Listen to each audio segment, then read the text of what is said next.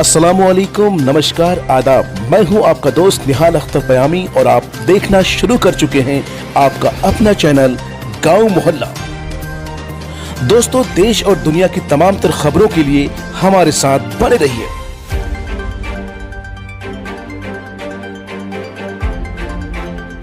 माया नगरी मुंबई से एक अच्छी खबर आई है। बॉलीवुड के महानायक, सदी के महानायक अमिताभ बच्चन कोरोना की जंग जीत चुके हैं। अब वो घर लौट चुके हैं। ये जानकारी उनके साहबजादे, उनके चश्म चिराग, उनके बेटे अभिषेक बच्चन ने ट्वीट कर दी है। उन्होंने कहा है कि हम आप सबका शुक्रिया अदा करते हैं कि आप सबकी दुआओं की बदौलत अब हमारे वालिद मोहतरम, हमारे पिताजी घर पर रेस्ट कर रहे हैं और उन्हें आपकी दुआओं की बदौलत एक नई जिंदगी मिल गई है। वहीं अमिताभ बच्चन ने भी ट्वीट किया है और उन्होंने लिखा है कि मेरा कोविड टेस्ट नेगेटिव रहा, मैं डिस्चार्ज हो चुका हूं, मैं घर पर क्वारंटीन हूं। भगवान का शुक्र है, बाबूजी का आशीर्वाद है, मेरे करीबियों, दोस्तों और मेरे चाहने वालों की दुआएं रंग लाई। साथ ही साथ उन्होंने नानावटी अस्पताल के स्टाफ का भी शुक्रिया अदा किया है। उन्होंने कहा है कि नानावटी अस्पताल के स्टाफ ने जिस तरह से हमारी देखभाल की है वो काबिल तारीफ है। साथ ही साथ अमिताभ ने एक वीडियो जारी कर आप तमाम देशवासियों से ये अपील की है कि ये दौर कोविड का दौर है और कोरोना की इस महामारी से हम सबको बचाने की ज़रूरत है, इसे संजीदगी से लेने की ज़रूरत है। सोशल डिस्टेंस का पूरा ख्याल रखना है, बिला वजह अपने घरों से बाहर नहीं जाना है।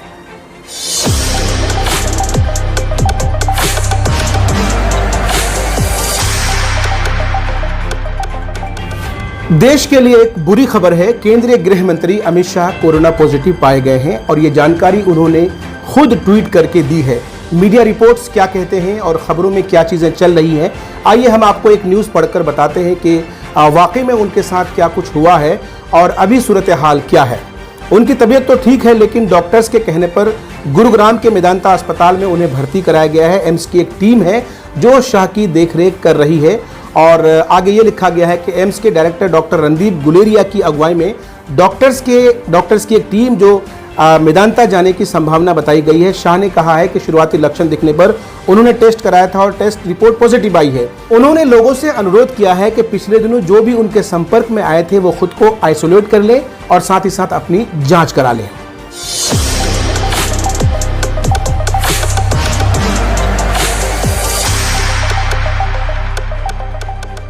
साथियों, जैसा कि आप सबको मालूम है, बिहार और झारखंड में कोरोना मरीजों की संख्या लगातार बढ़ती जा रही है। कोरोना के संक्रमण को देखते हुए ईद की नमाज पर भी पाबंदी लगा दी गई थी झारखंड में, लेकिन झारखंड से एक बुरी खबर आ रही है। खबर यह है कि झारखंड के मुख्यमंत्री आवास के 16 कर्मी को जो कर्मचारी हैं वो कोरोना पॉजिटिव पाए गए हैं। इनमें सचिव रैंक के अधिकारी भी हैं, रसोईया भी हैं, ड्राइवर भी हैं, आवास में काम करने वाले कर्मचारी भी हैं और सुरक्षा कर्मी भी शामिल हैं। पिछले दिनों मुख्यमंत्री आवास में काम करने वाले 50 लोगों के सैंपल जांच के लिए ले जाए गए थे। उन्हीं लोगों की रिपोर्ट रविवार को आई है, यानी आज उनकी रिपोर्ट आई है, जिनमें से 16 लोग कोरोना पॉजिटिव पाए गए हैं। ऐसी स्थिति में खबर यह है कि झारखंड के मुख्यमंत्री की जो कोरोना रिपोर्ट है, यानी कोरोना टेस्ट है, अब फिर से होना है और फिर से ये जांच होनी है कि क्या वो कोरोना पॉजिटिव है या उनकी रिपोर्ट नेगेटिव आएगी। साथियों, आपको बताते चले कि झारखंड के मुख्यमंत्री हेमंत सोरेन और उनकी पत्नी कल्पना सोरेन समेत सभी लोगों की रिपोर्ट पिछले दिनों नेगेटिव आई थी। स्वास्थ्य विभाग के अनुसार मुख्यमंत्री आवास का एक चालक और उनके एक कर्मचारी कुछ दिन पहले कोरोना संक्रमित पाए गए थे। एहतियात के तौर पर 31 जुलाई को सीएम आवास से जुड़े 50 लोगों की कोरोना जांच कराई गई थी, जिनमें से 16 लोग कोरोना पॉजिटिव पाए गए हैं।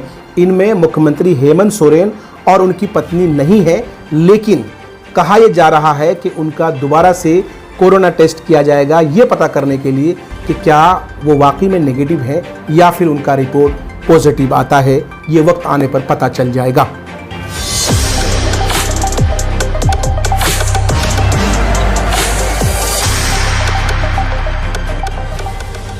पाकिस्तान के फास्ट बॉलर शोएब अख्तर और वीरेंद्र सहवाग के बीच एक कमेंट को लेकर जंग छिड़ गई है।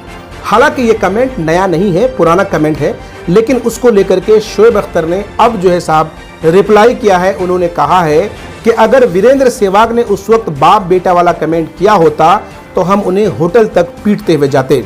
खबर क्या है, आइए तफसील से बताते हैं। एक मीडिया हाउस का वेब पोर्टल लिखता है कि दुनिया के दिग्गज तेज गेंदबाज में शुमार शोएब अख्तर ने एक बार फिर दावा किया है कि पूर्व भारतीय ओपनर वीरेंद्र सहवाग ने उनसे बाप बेटा जैसा कुछ नहीं कहा था। सहवाग ने पाकिस्तान के खिलाफ मुल्तान में खेले गए टेस्ट मैच में 309 रन की ऐतिहासिक पारी खेली थी। सहवाग ने बाद में कहा था कि उन्होंने दिग्गज खिलाड़ी सचिन तेंदुलकर के चौका लगाने के बाद अख्तर से कहा था कि बाप बाप होता है और बेटा बेटा होता है। हालांकि इस कमेंट को किए 16 साल हो चुके हैं। अब 16 साल के बाद शोएब अख्तर की तरफ से रिप्लाई आया है और उन्होंने इसे झूठा करार दिया है। साथ ही उन्होंने कहा है कि यदि सहवाग उनसे ऐसा कुछ कहता तो वो बचकर कहां जा पाते। पाक पैशन के एडिटर साज सादिक ने अख्तर के हवाले से लिखा है कि क्या वह मुझसे ऐसा कुछ कहने के बाद बच पाते? क्या मैं उन्हें छोड़ देता? क्या मैं उन्हें ग्राउंड पर पीटता नहीं? क्या मैं उन्हें पीटते पीटते होटल तक नहीं लेकर जाता? अब सच्चाई क्या है ये तो वीरेंद्र सहवाग ही बता पाएंगे।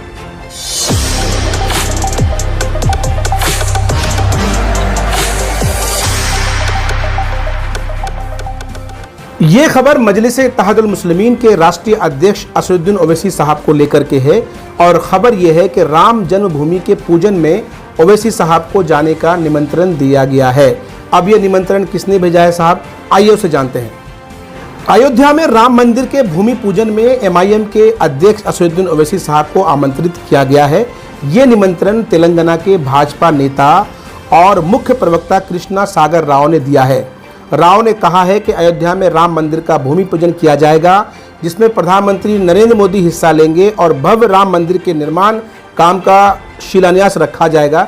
ऐसे में हम चाहेंगे कि मुसलमानों के हितैषी असदुद्दीन ओवैसी को इस कार्यक्रम में आना चाहिए और इस पूजा में हिस्सा लेना चाहिए। ये कहीं ना कहीं एक तरह से तंज है, ये कहीं ना कहीं एक तरह से उनको चिढ़ाने के लिए किया गया है। वो इसलिए हम कह रहे हैं क्योंकि लगातार ओवैसी साहब इस बात का विरोध कर रहे हैं, लगातार ओवैसी साहब इस बात की मुखालिफत कर रहे हैं कि राम जन्मभूमि के पूजन में यानी अयोध्या मंदिर जो बनेगा उसके शिलान्यास में नरेंद्र मोदी जी को नहीं जाना चाहिए, क्योंकि वो देश के प्रधानमंत्री हैं और प्रधानमंत्री का जाना कहीं ना कहीं ये असंवैधानिक है।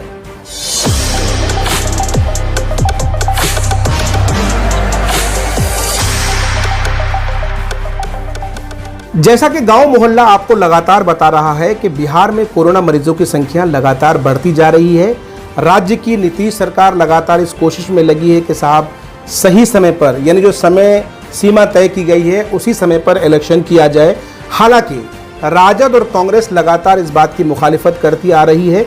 उनका ये कहना है कि कोरोना के काल में इलेक्शन का होना ये कहीं से भी दुरुस्त नहीं होगा। आपको जानकर हैरत होगी कि अब जो नीतीश कुमार के जो सहयोगी हैं, भाजपा के सहयोगी लोक जनशक्ति पार्टी यानी रामविलास पासवान की पार्टी, उन्होंने भी इसकी मुखालिफत की है। उन्होंने भी कहा है कि ये जो वक्त है, ये जो काल है, ये कोरोना काल है। इस वक्त हमें इलेक्शन से बेहतर होगा, इलेक्शन कराने से बेहतर होगा कि लोगों की जिंदगियां बचाई जाए, लोगों की जानों को बचाई जाए, लोगों को बचाया जाए। लोग बचे रहेंगे तो इलेक्शन होता रहेगा। कुल मिलाकर कहीं ना कहीं नीतीश कुमार के फैसले के खिलाफ अब लोजपा भी जा चुकी है। इस तरह से लोजपा हो, हम हो या फिर राजद और कांग्रेस हो, ये तमाम तरह जो पार्टियां हैं ये नहीं चाहती है कि इस वक्त इलेक्शन हो। इलेक्शन का जो वक्त है उसको आगे बढ़ाया जाए। अब देखते हैं चुनाव आयोग क्या फैसला लेती है।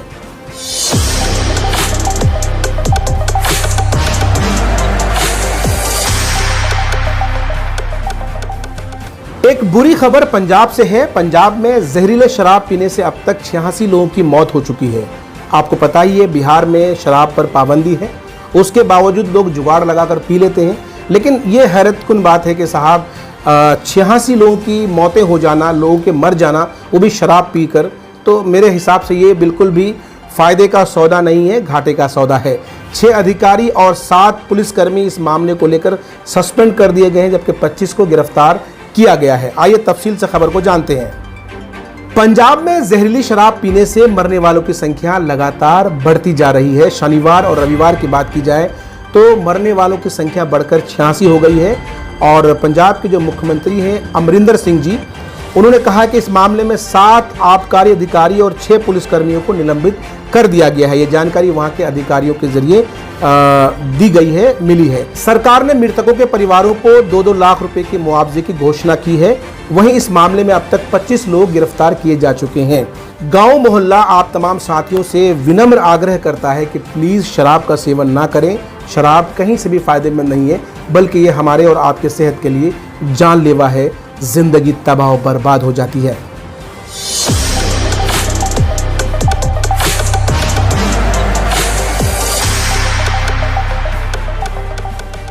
मजलिस इत्तेहादुल मुस्लिमीन की महिला अध्यक्षा डॉक्टर तारा श्वेता आर्या, जिन्हें अभी हाल ही में पार्टी से निष्कासित किया गया है, उन्होंने गांव मोहल्ला को एक इंटरव्यू दिया है और इस इंटरव्यू में उन्होंने कहा है कि मैं महिला लगातार पार्टी से इस बात की गुहार लगाती रही कि मेरे साथ इंसाफ हो, मेरे साथ इंसाफ नहीं हुआ, बग़ैर इंसाफ के मुझे पार्टी से निकाल दिया गया। उन्होंने कहा कि मुझे टिकट की लालच बिल्कुल भी नहीं थी, अगर पार्टी मुझे उम्मीदवार बनाती तो ठीक था, अगर नहीं बनाती तब भी मैं विरोध नहीं करती, क्योंकि मैं एक महिला हूं और मेरे कपड़ों पर और मेरे दूसरी चीज़ों पर कहीं ना कहीं लांछन लगाया गया, इसलिए मैं लगातार इंसाफ की गुहार करती रही। मेरे साथ इंसाफ नहीं हुआ, मुझे इस बात का अफसोस है। उसके बावजूद मैं मजलिस इत्तेहादुल मुस्लिमीन के उज्ज्वल भविष्य की कामना करती हूँ और दुआएं करती हूँ कि पार्टी खूब फूले फूले।